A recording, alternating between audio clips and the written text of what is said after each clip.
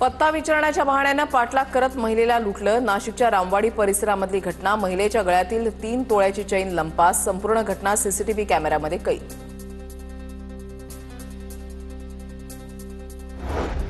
जालना जिल्हा परिषदेचे अध्यक्षपद ओबीसी महिलेसाठी राखीव। जिल्हा परिषद आणि पंचायत समिती अध्यक्षपदाच्या आरक्षणाची अधिसूचना जारी। सत्ताधारी पक्षासह विरोधी गटामध्ये असणाऱ्या इच्छुकांच्या तयारीला सुरुवात। बीडमध्ये पत्नीकडून पतीला मारहाण, पतीचा मृत्यू। अंबाजोगाईमधील खळबळजनक घटना। पत्नीवर पोलिसात सदोष मनुष्यवधाचा गुन्हा दाखल।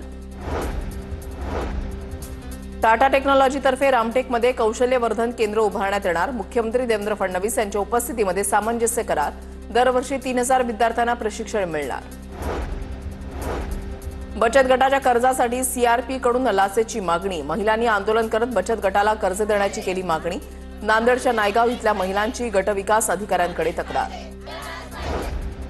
नांदेडच्या लिंबीगाव पोलिसांची वाळू माफियांवर धडक कारवाई। अवैधरित्या वाळू उपसा करणारे तराफे पोलिसांनी टाकले जाळून। रेती उपसा करणाऱ्या इंजिनसह 7 लाख रुपयांचा मुद्देमाल जप्त।